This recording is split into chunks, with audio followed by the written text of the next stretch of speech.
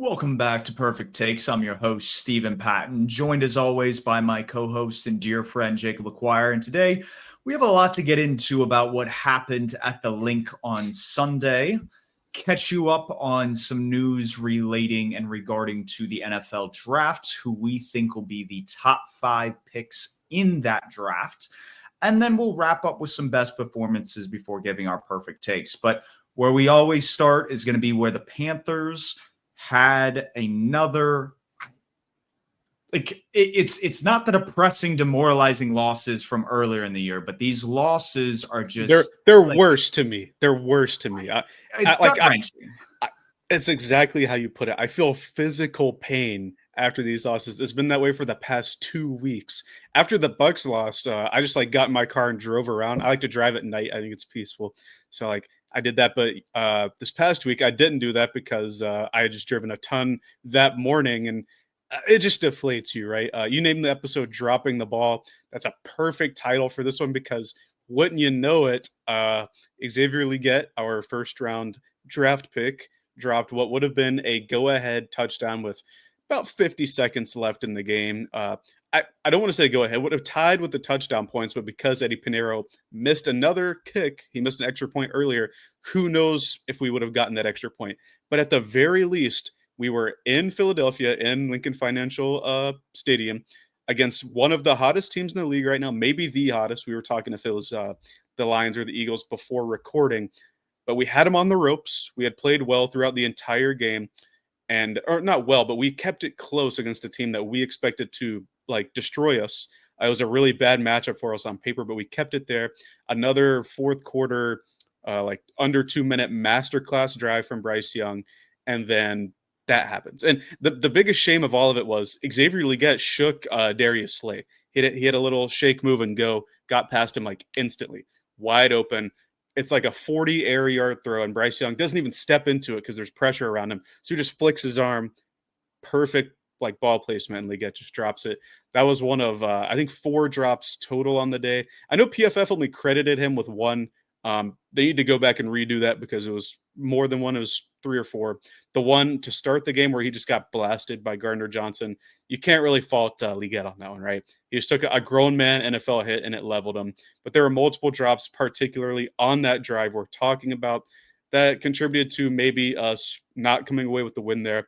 And like you said, this has been since the after the bye, since the Chiefs game, it's just been like this, from letting them drive down to win in regulation to the Bucks game where we have the upper hand in overtime and you don't secure the ball. And now this, where this isn't at home, it's at an opponent's field where we can steal one and we just don't come through with it. It's heartbreaking, gut-wrenching, however you want to put it. It's horrible. It's horrible to experience, but at least we know we can be in these games now. I guess that's the one silver lining, the one moral victory we can take away. But I'm tired of moral victories. I want real victories. Yeah, and I mean this is a part of what a culture change looks like. I know previous in the year we kind of compared this to Brian Flores when he took over the Dolphins in 2019. They start that year 0-7 and they ended the year 5-11. I think there might be 2 more wins on the schedule to where we end up being 5-12 at the end of this year, which I think is definitely a huge success, especially when you look at how this team was playing before the bye week. But again, getting in these games with some of the better teams in the league, these are playoff teams we're talking about with the Chiefs, the Bucks, the Eagles, and to go down to the wire with them shows that you have the horses on both sides of the balls. There's definitely holes on the roster where you're going to have to address in the offseason and the draft and do it in a smart way that isn't going to strap you long term. But going to that XL drop, I think what was interesting is we crucified an ex-Panther who's now with the Dallas Cowboys for diving and catching a ball. I would say at a similar angle. It wasn't across the middle of the field, but a lot of separation. And people crucified Mingo for falling to the turf, not being able to score the touchdown, and Leggett's not even able to secure the catch there. So he's definitely shown some bursts on tape where he's able to get some separation on these deep routes, whether it be go balls or posts. He's just got to finish. And I don't know what it's going to take for that.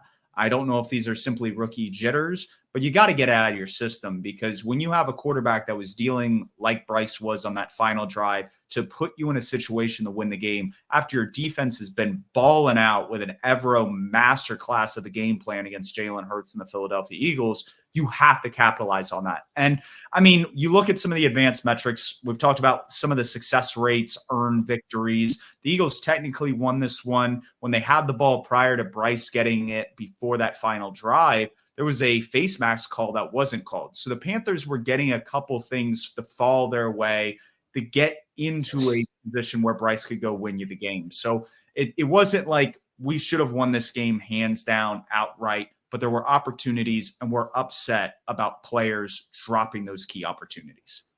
For sure. And to the point where we shouldn't have won it outright, I think when you balance that with like the spread, so to speak, like all the information where we shouldn't have even been in this game, or it shouldn't have been close because it's at their stadium. I think that's what makes it more frustrating when all of that came down. Maybe we did get lucky with the face mask call there. We bounced back from Bryce's first interception in 4 games. That's has to be the longest streak of his NFL career at the very least. And that was a all of that bad ball. stuff. He misread Yeah, the play but and led by about Thielen too much. put it about half a yard in front of him, and Gardner Johnson came over and just took it away from him. It happens. Bad ball. I think Bryce will be the first to tell you he probably put a little too much under it, but he came back from that. Got us a score later in the game. Well, Chuba got us a score, but they moved us down the field. And to be in that position on that final drive, on a play where it was like third and 12 or something from the 1 yard line, where maybe the play of the year from a QB so far. Just escaping probably 2 or 3 would-be sacks and looking ahead and throwing it to Xavier Legette, who is there. He's open, catches it, and gets about 5 or 6 extra yards there. When you see him able to do that kind of stuff, but then also like have crucial drops like that, it is frustrating. You brought up the Mingo one. You're obviously referencing against the Chicago Bears earlier in the year. Excuse me, when Andy Dalton was playing. Not Mingo's best game, not the Panthers' best game by any means.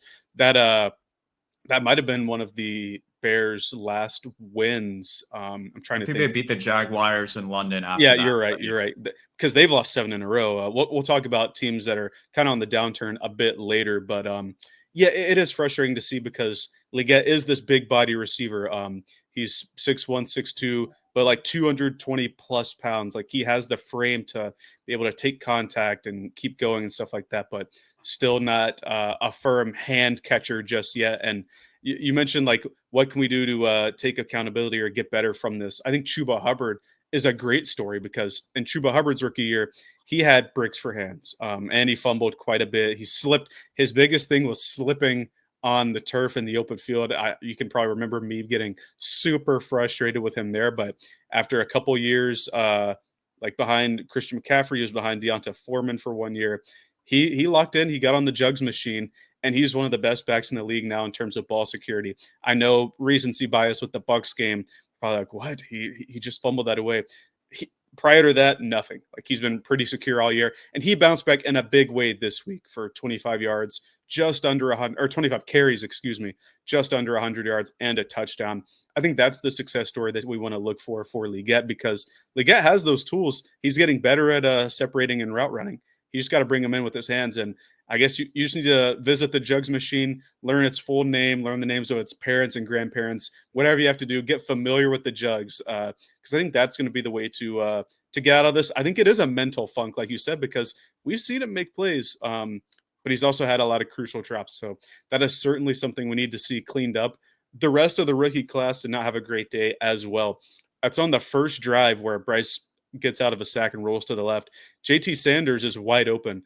And if he doesn't start backpedaling inexplicably like 10 yards early, he probably has a walk-in touchdown there. But he turns around. I guess he doesn't locate the ball, and it's a miss for Bryce Young there. Shaw Smith-Wade didn't have a great day. He had to cover A.J. Brown a couple of times. And the only reason A.J. Brown's stat line wasn't bigger on those snaps is because Jalen Hurts struggled. Trevin Wallace didn't have a huge day. And the big one, Jonathan Brooks, has retorn the same ACL he tore in college, and he's going to miss, obviously, the rest of this year, a big chunk of, if not all of next season. So the rookie class in this game didn't shine super bright. JC Horn also left the game with a groin injury, and Raheem Blackshear had a chest injury. And the Panthers signed 2 different special teamers today, so that probably doesn't portend well for Raheem Blackshear coming back this week. But there are a lot of negatives in this game, but I think we shouldn't and we can't overlook the fact that all of these negatives occurred, and yet the Panthers were still in this game. Adam Thielen had a great game. He fried Cooper DeJean. It was like I guess we saw a tweet after the game. It was like Cooper DeJean's kryptonite is white receivers or something like that, because Thielen was cooking him. There were like 3 or 4 where he made him look like the rookie he was. He wasn't the guy that stonewalled Derrick Henry just the week prior. But Bryce Young, I thought, played well following that interception. And even before that, he dealt with a lot of interior pressure, particularly from Damian Lewis and Cade Mays' side. But then Robert Hunt played quite well. Ike Ekwonu played quite well. Taylor Moton still hasn't allowed a sack all year. And despite all that pressure, the Panthers only took 1 sack again. There are a lot of positives to glean from in this game and take into the next game versus one of the Eagles' rivals. Maybe not this year, but overall in the Dallas Cowboys. But it's just heartbreaking when you have all these negatives and you overcome them, and then at the end it just slips away from you again. Absolutely. And like you said, Thielen had a great game. He was producing, obviously won his matchup against Cooper DeJean. And then you look at what Evero and the defense did, even though if some of the younger guys in Shoe Smith-Wade and Trevin Wallace weren't necessarily stepping up to the occasion. But this is a defense that kept Jalen Hurts to 108 yards on 14 out of 21 attempts and completions. And that's impressive. That to me shows that they knew the task at hand, even though when you look at a lot of advanced metrics, Saquon Barkley in this running game still had a very efficient day. They would get in almost these like second and third manageable situations, and Jalen Hurts would take a bad sack or he'd just throw the ball away and the drive would be pretty much over. And that is, I think, what kept this Panthers team in the game for as long as it did. And to your point, going back to the very top of this, where it's gut-wrenching losses, when you're looking at this from the spread, the market's view on this team leading up to the stretch of games where Bryce Young has started, he's 5-1 since he started against the Denver Broncos. The only spread loss he's had is against Denver. I mean, outright wins, money line wins against the Saints and Giants heading into the bye. And then again, you cover against the Chiefs, the Bucks, and now the Eagles. And you find yourself in a situation where you are a favorite against the Dallas Cowboys, the first time you're a favorite all year. And it will be very interesting to see how this team kind of bounces back, how they clean up some of these mistakes, or if we'll kind of see them trickle through yet again. Because again, this is a young team, a team that still has a lot of roster holes, and that forces other players to step up and almost feel like they have to do more than their job in order for this team to succeed. That'll be very interesting to keep an eye on. What is interesting, and you talked about it, Brooks re-tearing that ACL. We discussed this in the offseason. There is sometimes a lack of surplus value there when you take a running back that high in the draft. And we've talked about already Bucky Irving, Tyron Tracy, guys that were taken on day 3 that have been productive backs. Chuba Hubbard himself was a day 3 back. And understanding probably when it's best to grab that position, grabbing a guy coming off an ACL injury, maybe rushing him back a little bit sooner than he should have. And now you're in a situation where you pretty much waste the first 2 years of his rookie contract, and you aren't really going to see him on the field that much. Goes back to a point that you made off air when we were kind of discussing pre-recording about that this wasn't that great of a wide receiver room. Like, yeah, going out and getting Deontay Johnson a separator was good. Xavier Legette was supposed to be the ball winner that Mingo wasn't.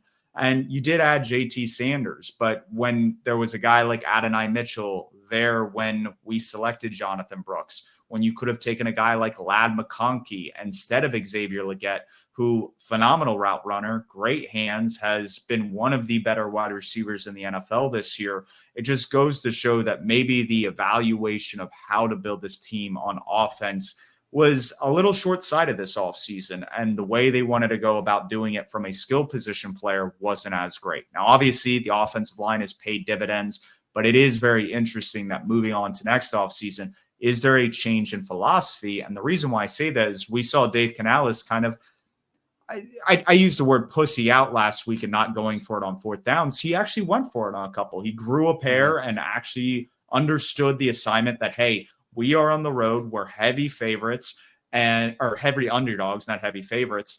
Let's take these opportunities that we can to maximize our opportunity to win the game down late. And that's exactly what that put them in the position to do so. So that's just keep an eye out for growth from this front office, from this coaching staff, because they've shown it from week one of this season. And it will be interesting to see how we conclude this year in the last 4 games.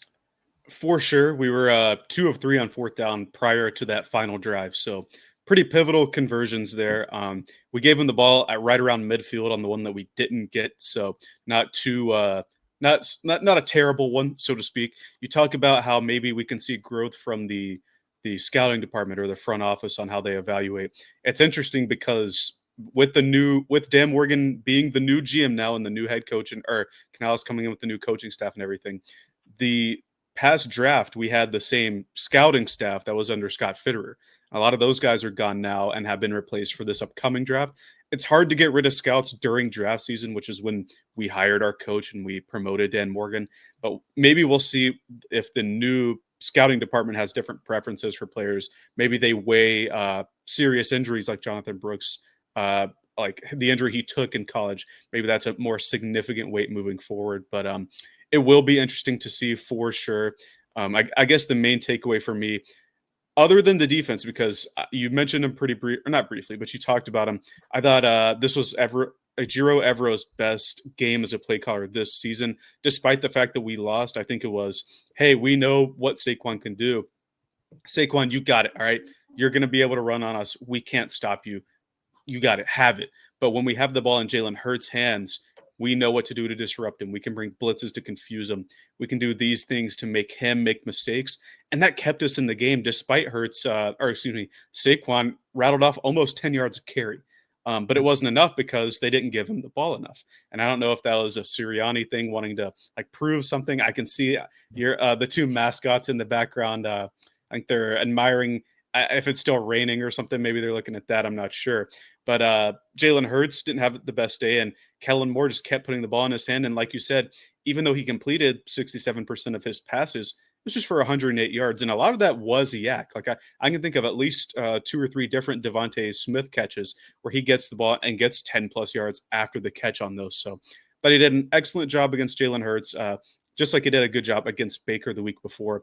The Panthers over the past 3 weeks are actually the league leaders in both sack rate and total sacks. I think that goes to show that DJ Wanham's presence on the field does a lot for Evero and his ability to deploy blitzes and all that kind of stuff. This week was even without Jadeveon Clowney, so all the credit to him. I think Josie Jewell is playing quite well now. He has a sack in 3 straight games, and he's an inside backer, so these sacks are coming on blitzes. I think Evero's been a lot more aggressive, and it has been paying off.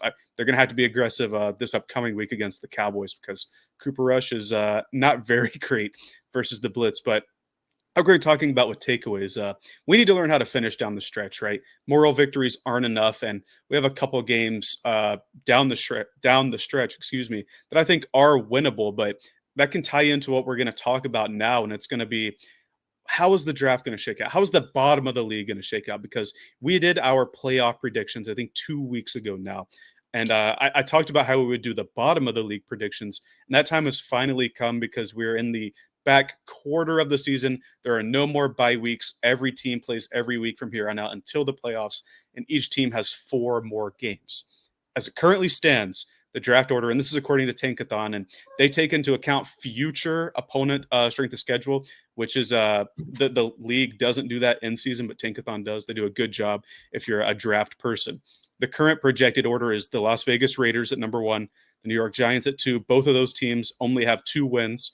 And then it's the Patriots at 3, the Panthers at 4, and the Jags at 5. Each of those teams have 3 wins. But some of these teams are not equal, right? We can look at this and say, well, the Panthers are probably better than the Raiders and Giants. In fact, I know we are. We beat them. But then the Patriots, I don't know. The Jags are certainly more talented, but they're banged up. Doug Peterson is a dead man walking. Then some of the teams after that, like the Titans, the Jets, the Browns, all of those teams have 3 wins. And then the Chicago Bears are in 9th, 4-9. I talked about them earlier. they've lost 7 games in a row. Can you believe they were 4-2 at one point, and we were talking about, oh, Caleb Williams has already turned this franchise around? Well, that's out the window, right? Like they're near the bottom of the league, and then after that, the 3 teams with 5 wins are the Saints, who we've beaten, the Bengals, who beat us. It was kind of a close game, and then the Cowboys, who we will play this week. What are your initial thoughts on which teams? What teams currently surprise you that are on this list of the bottom 12 teams? Because I know before the season we might have thought that the Jags would do well. I had the Jags as a wild card spot. I think you had the Bears as a wild card spot, and then I think we both had the Cowboys hanging around that wild card. So, what are you most surprised with this, I guess, top 12 group of the draft as it stands today? I think you kind of hit the head on the nail. I was a little bit higher on the Jaguars, and the Bears, their kind of fall off has a lot to do with just some late game management between the Hail Mary, obviously some of the time management issues regarding the Thanksgiving game against Detroit. And so if you find a way to win a couple of those games, you're probably close to the 500. You're probably closer to a lot more people's expectations. And they have been playing teams relatively close given the circumstances. So I don't feel as if we were so much off on Chicago as if they just didn't have the personnel and the coaches in there to help this team finish, like what we're talking about with the Panthers. With the Jaguars, it's just obviously between injuries with Trevor Lawrence, some of their big free agent signings not panning out and being the stars they needed them to be. And that, I think, has just caused their season to implode. And while a lot of people are talking about, oh, does Ben Johnson go to the Patriots if they fire Gerard Mayo, or does he end up in Chicago with the Bears? I think when you look at Trevor Lawrence and Brian Thomas and some of the playmakers there, that could be an interesting landing spot for Ben Johnson because the talent's there. I really do think it's there. And I know a lot of people have kind of given up on Trevor Lawrence, but this guy's got a beautiful deep ball. I think if he has a system in place where it's just simple reads, where he's able to read it off play action or even some RPO designs, he's relatively athletic to where this is a team back in wild card contention. So I think that's the biggest, I think, surprise for me in the top 12 that you just listed off. Obviously, you can mention the Cowboys, but we've already discussed at length that how the defense has not been what it has been in previous years, and the Dak injury is obviously going to play a factor. That would be like I'm trying to think of an example. Like obviously Tua being out for large portions of the year affected how the Dolphins played. I'm sure if Josh Allen or Lamar Jackson had missed time this year, those two teams might be on the outside looking in with the playoffs. So anytime you lose a franchise cornerstone like that for the year, it does impact how your team performs. For sure. The one that I didn't mention as a surprise would have been the Bengals sitting there currently with the 11th pick at 5-8. The Bengals and the Cowboys that are 11-12 did just play, and that kind of messed with the order a little bit. But I mean, the Bengals, Joe Burrow leads the league in most statistical categories in terms of volume for QBs. We know Jamar Chase is on pace for a triple crown. I don't know if Bowers has more receptions, but he's a tight end, so I don't think that counts in the. Well, I think Chase passed them. It's like they go back. They go back and forth. Yeah, so yeah. like there were a couple of night games a couple of weeks ago. Bowers before the Sunday night game when Jamar Chase played was leading the league in receptions. Yeah. Chase played, and then it's just who plays the game later that week is the leader, I guess. Not sure there, but it's interesting because you bring up the Bears, and when we talk about how some of these teams aren't equal to the others, the Bears, I believe, because we have the remaining schedule here, are the only team that plays 4 winning teams down the stretch. We talked about it. It had to have been a month ago or 4 weeks ago because we previewed the remaining schedule, and they lost all those games, and we said it's not going to be easy for them. Well, they still have to go to Minnesota next week. Their overtime loss was in Chicago, so in Minnesota. They play Detroit, then they play Seattle, and then they end the year in Lambeau. The Packers are going to be fighting for stuff, harsh conditions in the cold. Doesn't look good for the Bears. I could see them sliding down the board, or I guess gaining ground on the board if they want to have a high pick. And then you talked about possible Ben Johnson destinations. I, for one, like the Ben Johnson to New England kind of thing. Both of them are UNC QBs, him and Drake May. And I think that would be a really fun pairing, especially if the Patriots keep a top 3 pick, because if we can imagine that the Giants and Raiders end near the top of the draft, and they both want Shador Sanders and Cam Ward. Well, that leaves Travis Hunter. That could be a New England Patriot, or Tet McMillan from Arizona if they want to go receiver. I think that could be really interesting. But with those teams in mind, I do think it's the Raiders and the Giants, the two lone 2-win teams that we're going to see finish at the top of the draft. I actually think they're going to flip the order, because while the Raiders have the Chargers left and the Falcons left, they also have the Jags and the Saints left. And I think those are winnable games. Meanwhile, the Giants have to play Baltimore at Atlanta. And Atlanta has stuff to play for now since they lost the grip on the division.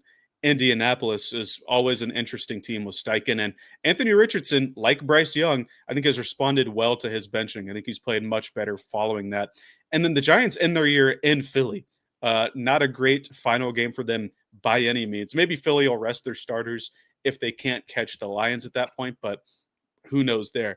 Both of those teams currently 2 wins. I think they're actually going to flip-flop, and I think the Giants are going to finish with the first pick, and then the Raiders will have number 2. And then I think the Patriots are going to stay third, because Patriots is rough too. They have to go to the Cardinals, and the Cardinals have stuff to play for.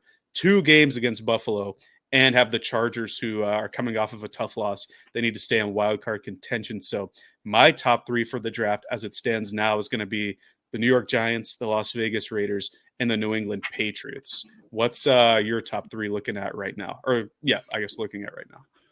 So I think when you start looking at like what teams are currently imploding, kind of already prepping for next year, the Giants are at the top of that list. I mean, you cut Daniel Jones in regards to injury protections on his contract, and you're now shuffling between the combination of Drew Lock and the hometown hero, Tommy DeVito, who, by the way, is the reason why you weren't able to draft Drake May this past year. Just funny little side note, a guy that kept you from actually getting the savior of your franchise. But when you start looking at implied draft orders based on just how week 14 shook out, the Giants should be kind of the number 1 team. And it will be interesting to see, all right, do they go with Shador Sanders? Do they go with Cam Ward? Or do they go best player available in a Travis Hunter? Know that they're probably a few years away from competing, want to lean out the roster this year, whether that's with a fill-in kind of coach. We saw the Texans a couple of years ago after firing David Culley promote internally Lovie Smith. Do you see a situation like that with the Giants, to where they maybe put themselves in a position for Archie Manning or one of the quarterbacks for the future? That'll be interesting to see. With the Raiders, I look at their schedule, and there's winnable games. I mean, this is a team that was able to find a way against the Ravens. They almost beat the Chiefs a couple of weeks ago in Arrowhead. And they're playing a reeling Falcons team, a Jacksonville Jaguars team that's now on their backup quarterback for the rest of the year, the Saints, who may not have Derek Carr, and the Chargers, who, depending on kind of how things fall seeding-wise in the AFC, may have nothing to play for and may want to rest their starters so that they're fully healthy come that wild card weekend. So that being said, I think the Raiders kind of scoot out of being the bottom. I think they'll end up with the 4th pick. I think, honestly, the Jacksonville Jaguars, when you look at the quarterback situation they have, it's very similar to the Giants. And that's why I think the Jaguars will kind of be in the 4th slot. And when you look at the Patriots schedule, even though I think out of these teams that we're talking about in the bottom 4 with the Giants, the Jaguars, and the Raiders, their slate of games is rough. It's brutal. They're going to Arizona. They're going to Buffalo. And Buffalo's still trying to stay ahead of a team like the Pittsburgh Steelers to make sure they have that 2 seed. So that's probably not going to be a game you win. Then you host the Chargers. And while the Chargers usually flounder against Bill Belichick, this is a much better coached team with Jim Harbaugh. They're better across the board. I think they pull that one off. And so then that leaves probably your only game where you may have a shot in is playing the Bills backups in week 18. So that's where I'm more worried about with the Patriots. And I can see them getting the 2nd overall pick. And they may be happy taking a Travis Hunter. It will be very interesting to see. Do you put him on the defense and you pair him with Christian Gonzalez and maybe you go after a T. Higgins in free agency? I don't know. But it will be very interesting to see kind of the route they go with more than likely a top 5 pick. And obviously, I left my 5th team off, but I do think the Carolina Panthers win maybe a game or 2 more. Actually, because of the take that I have later, I have to pull them off. Maybe I'll go looking at the schedule right here. Maybe I'll go. Do I go? I think I'm going to go Browns. I think I'm going to go Oh, Cleveland ooh. Browns at 5 just because of their schedule. I'm looking at them and the Titans. And I mean, Kansas City at Cincinnati, Miami at Baltimore, all games where I think those teams that they're playing are better than them. So I think the Browns lock up the 5th overall pick. Okay, I like that. I like that you're leaving the Panthers off because I have them not in the top 5 as well. I think we're going to take one or two of our final 4 games. We'll talk about Dallas more on Thursday, but I think it's quite favorable, our matchup there. I guess odds makers think it's quite favorable as well. You brought up how we are favored for the first time all year. We're favored for the first time in 2 years. We haven't been favored since 2022 as an outright favorite. So that would be pretty cool to win a home game as the favorites. It's always good to beat the Cowboys, their fans and everything. If you agree with Stephen A. Smith, they got the worst fans, and it's always fun to beat them. But I have the Jags at 4 currently. Like you said, Mac Jones in there. While Trevor Lawrence certainly wasn't good this year, Mac Jones is way worse, and it can't get much worse there. Their quarterback situation is horrible. I don't think the play calling can fix it. They're just Brian Thomas is open like 5 times a game for really deep shots every game, and they just don't see him or they miss him, and it's really disheartening to see there. I think a whole regime change is going to come into place there, but they're tied to Trevor Lawrence with that contract. So I have them at 4. I have the Titans right now at 5th. I know that they play each other, the Jags and the Titans. So somebody has to win that game unless they tie, God forbid. But I think it's going to be the Titans at 5 because they play the Bengals. The Bengals still have hope after this win, I guess. Then they go to Indianapolis, and they're at Jacksonville, and then they finish with the Houston Texans. Houston might be fighting for the division at the end of the year. We saw last year how Indy and the Jags last year were clawing at the end, but Indy's making a bit of a run. Houston is definitely not playing to the standard that they were last year, or even at the start of this year. They've taken quite the downturn. I don't think any of us expected like the regression we've seen from CJ Stroud. It's been quite a step back, and the defense I don't think is enough to keep them in games right now. But we'll have to see for that. I thought you were going to go Jets with the your 5th and final pick because I know you went Browns, but the Jets schedule, they have the Jags in Jacksonville, and I think they'll be able to pull that one off. But then they host the Rams. I don't think they're going to beat the Rams. We just saw what the Rams did to the Bills. Then they go to Buffalo, and Buffalo's probably going to have stuff to play for in that Week 17 spot before the last week, and then Miami the last week.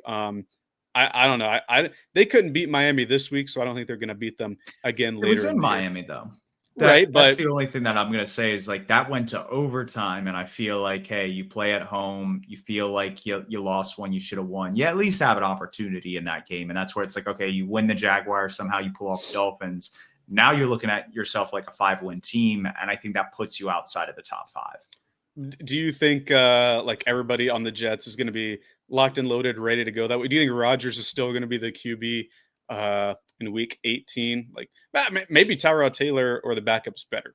Who knows? But I don't know. I'm never going to bet on the Jets or count on the Jets because there's just so much dysfunction there. And then I think on the outside looking in for maybe that 5th spot could be the Saints because if there comes to be a tiebreaker, we did beat the Saints, but they also beat us. I don't know how the rest of their division, like their Games division shake out, record yeah. stacks up, but I mean ours isn't much better, so who knows? And then the Bears, we talked about how bad their or how rough their schedule is down the stretch, so I could certainly see them in. But for me right now, it's Giants at 1, Raiders at 2. Those are going to be the 2 QB teams, we presume. And then New England Patriots, Jacksonville Jaguars, and the Tennessee Titans are going to be my top 5. 4 AFC teams in my top 5 is it's kind of interesting, with the Giants being the lone NFC team at the top. Yeah, it's interesting currently how the outlook shapes up the top 7, actually 8 teams right now currently in the draft order. Only 2 are NFC. It's like the AFC, it's like the really, really good teams are awesome. And then it's like the bad teams are Yeah, really, really bad. not So much of a middle ground in the AFC right now. no. So like you, I have the Giants at 1, Patriots at 2, Jaguars at 3, Raiders at 4, and then Browns at 5. And we'll get into the perfect take on a little bit of twist I have, because initially before we started recording, I did have the Panthers at 5, but kind of looking at some of the games down the stretch, how we've been playing some of the teams. And we'll get into that, especially with the Dallas Cowboys preview on Thursday. But before we get into that, before we get into Purrfect Takes, we want to talk about best performances. We really haven't done that this year. And there were 4 stellar wide receiver performances. And we talked about fantasy last week. We have 2 of these wide receivers on our respective teams. And while you had a bye, my wide receiver definitely helped solidify the victory so that I could advance in the playoffs. And that starts with Ja'Marr Chase. Another 40-point performance this year. He's had 3 so far to date. He had 14 receptions, 177 yards, and 2 touchdowns against the Dallas Cowboys on Monday night last night. And then your guy, Puka Nacua, 12 receptions, 162 yards, 1 receiving, 1 rushing touchdown for the tune of 41.8 fantasy points. These were the only 2 wide receivers this past week with 40-plus points. And they really took over the show at times between just highlight reel catches and just plays after the catch. It was star-studded performances from both. Well, for sure, Ja'Marr Chase caught the game winner last night, and he put in like a solid game around that. I don't know if you saw like the Simpsons game cast, however you want to call it, that they did with. It was a goofy little thing, but they had Lisa Simpson playing Ja'Marr Chase, and Bart was the QB. He was Joe Burrow. Threw Lisa the ball, and she dusted the Cowboys corner for the touchdown. It was cute. It was funny to see, and he had quite the game. But then on the other end, Puka Nacua, that Bills and Rams game, that was a barn burner. Might be game of the year candidate right now. Maybe the Bengals Ravens game a couple of Mondays ago, but this was back and forth. The Rams led in the first half quite a bit, and then the Bills started catching up, and then it was back and forth at the end. The Bills had to get an onside kickoff, didn't get it, and then the game ended with a punt. Like it was like 6 seconds left, and they couldn't. There was no more time. But Puka Nacua played an integral part in that game. Like you said, he had the rushing touchdown. He had like 3 carries for 18 yards, but then the 12 catches over 150 yards. Phenomenal performance from him there. And then 2 more receivers we have are both Vikings receivers, and I thought both of them played a pretty heavy part in that win as well. Because at one point the game was tied 21-21, but obviously the Vikings managed to pull off. They ruined Kirk Cousins' homecoming game. Jordan Addison, 8 receptions, 133 yards, 3 touchdowns. And then Justin Jefferson, his running mate, 7 catches. It's funny, he has 1 less catch, 1 less yard, and 1 less touchdown. 7 catches, 132 yards, and 2 touchdowns. One of them coming on the worst coverage I've seen all year from the DB. Jefferson, he had his hand up and open for like 3 seconds. I know that doesn't sound like a long time. 3 seconds is a lifetime in an NFL play. And then the DB, you just see him in frame, like running and like looking, and then he looks back the other way and just like face plants in the dirt. And Jefferson just catches and kind of looks at him and then walks into the end zone and starts to gritty a little bit, but then he doesn't as he walks in. Just one of the worst coverage plays I've seen in quite some time, but both he and Addison had big days. Sam Darnold obviously had a big day throwing to them as they get the win over the Falcons. And it's interesting. I know we talked about the bottom of the league, but the Minnesota Vikings now 11-2. Really, we're talking about some teams breathing down the neck, like the Eagles are breathing down the Lions' neck, or maybe Pittsburgh's waiting for Buffalo to mess up. Minnesota just needs the Lions to drop one, and then they're right back in contention for the NFC North there if they can take care of business on their end. Yeah, I mean, they have a matchup with the Lions coming up in the next few weeks, and that's going to be very interesting to preview. Obviously, that was a game that came down to the wire. The Lions are not the same team that they were prior to them meeting the first time, so it will be very interesting to see if Sam Darnold is able to make fewer mistakes and find his star players in Justin Jefferson and Jordan Addison. I think this is the first game Justin Jefferson's had a touchdown since like week 7. So yeah, definitely having this kind of resurgence helps. Like you said, that play against the corner, I don't remember his name. His name doesn't deserve to live on in infamy. I feel bad for him. It's one of those things. I think he was like playing chess, not checkers with his mind. He's like, oh, Jefferson's in the middle. If I start going towards him, he's just going to whip it to the outside. Let me get ahead of that and whip to the outside, and turned himself around, fell on the ground, and like you said, Jefferson caught it, looked back at him, and then walked into the end zone. So Yeah, pretty easy Jefferson score was there. playing checkers. He was playing like backgammon or something, or space pen. You remember space pinball, like on the Yeah, computer when we were kids? That's what the corner was playing, and Jefferson's just sitting there. I don't know, playing blackjack or something, just wide open. I don't know. Definitely a very poor look, and you can't help but be happy to see the Falcons lose. Like it's always funny to watch them lose, just like the Saints. It's funny to watch them. Obviously, they beat the hapless Giants there this past week, but hopefully we'll see more Falcons and Saints losses down the road, particularly when we play the Falcons. That'd be pretty cool. But as we get into perfect takes territory, I know you mentioned both of our picks have to do with the draft order that we talked about today. Mine is going to be that the same three teams that are top three right now, that's the Raiders, the Giants, and the Patriots. Those are going to stay the top three teams. The order is just going to shift a little bit. I think the Giants are going to not win another game. They'll take the one. The Raiders will be 2, and the Patriots will be 3. That's how I have it playing out. The Raiders and the Patriots could swap as well because I don't think the Patriots have a favorable schedule either. But the same three teams that when you click on Tankathon and click on the little NFL tab at the top, those three that you see, they're going to be up there through the rest of the year and through April next year. Yep. No, they will be there for everybody to view. Obviously, over the next few weeks, draft order is going to go up and down based on tiebreakers, who wins, who loses, and an interesting situation that I think is going to play out this year in the top 10 draft picks. My perfect take for this week is I think the Carolina Panthers end the year with more wins than the Chicago Bears. And what's crazy about this, and you talked about this a little bit earlier, they started the year 4-2. They look like they fixed their issues. They had their franchise quarterback, and everything has imploded since then. When you look at the stretch of games, and we talked about this, I think close to the halfway point when they were kind of 4-3, 4-4, kind of trying to figure things out in the NFC, that their slate of games was rough. And they're going to Minnesota this week. Then they host Detroit, then they host Seattle, and then they're on the road to Green Bay. And the only one that I see where a team's going to be resting their starters would be if the Packers are okay with their seeding. They don't want to move up and down. But in my opinion, the Packers and the Seahawks play this week. If they don't want to play the 3 seed, whether that be the Cardinals, be the Rams, be the Seahawks, and they want to play the team that comes out of the NFC South, whether that be the Falcons or the Bucks, you really want that 5th seed. So you got to find a way to either jump the Vikings or you have to jump the Lions if somehow the Vikings are able to supplant the Lions for the NFC North crown. So that's going to be very interesting to watch. The Packers are dead set in getting that 5th seed, have an opportunity in week 18. I don't see another win.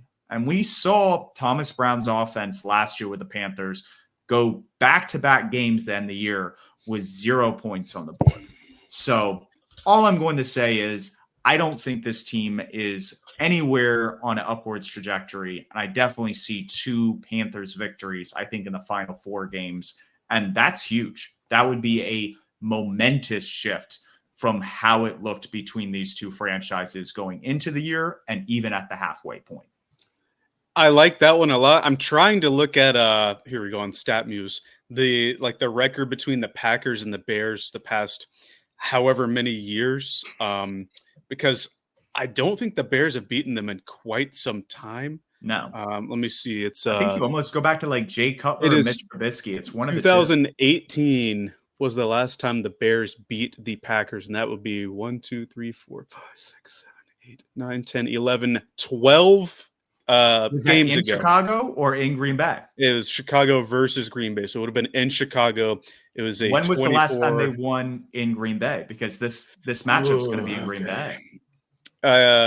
November 26, 2015, when we went to the Super Bowl. That was the last time they won in Green Bay. That was a 17-13 win, so not a barn burner by any means, but yeah, it's the outlook doesn't look good for the Bears. And as a Panthers fan, I can't help but laugh because following last season, it didn't look great for the Panthers. All the jokes they were getting off. We gave them their franchise for the next 10 years. They're going to be so good. We're 4-2 now. We're really good, but Those 4 wins were, I know one was against the Panthers, one was against the Jags. Both of those teams are currently top 5 in the draft order. And I'm trying to remember who the Bears' other 2 wins were against. If you give me a second, I can get it. It was against Tennessee, who's up there in the draft order as well, and the early season Rams, who didn't have Puka Nacua at the time, and I don't think they had a healthy Cooper Kupp in Week 4 either. So the teams that the Bears beat, not very good. I know the Panthers aren't any team, like, we're not one to talk. We didn't beat good teams either, but we've kept it close down the stretch recently, something the Bears haven't done. So nothing would delight me more than the Panthers winning more games than the Bears. And I think it could really happen, given their 2 schedules. Obviously, you mentioned the 4 teams they have to play, and we get the Cowboys on Sunday, then the Cardinals, hosting the Cardinals, and then going to Tampa and to Atlanta. I like our chances there. I think you win one of those home games and you win one of those away games. I think that's how the split's going to happen. I don't know what's going to play out, but that's where I think it's 2-2 down the stretch. You end the year 5-12, and I'm just trying to find where the W is for the Bears, and I don't see it. Well, we talked about it, like you said, about halfway through, and the schedule was very similar to what they have left. It was their 3 division teams, and it was the 49ers. And I thought maybe the 49ers could be a win for them, and that was actually the biggest blowout of all of those games because they kept it close somehow. They scored in garbage time to make it close versus some of those teams, but obviously didn't work out for him, and hope it doesn't work out for him for the rest of the year. But I think that's going to do it for us, unless you have anything else. We've been Purrfect Takes, as we always are. You can find us on Twitter, X. You can find us on YouTube, Apple Podcasts, Spotify, wherever you get your pods. Like, subscribe, leave a comment if you have to. Tell us if we're wrong. Are the Bears going to win more games than the Panthers? Let us know. They won't, because it's Purrfect Takes. It's going to be perfect. But I think that's going to do it for us today. We'll be back on Thursday to preview the Panthers game versus the Cowboys, and maybe the Panthers needs for the roster, because we talked about the draft order today, not necessarily who those players are going to be. But until then, we will catch you guys on Thursday. Keep pounding.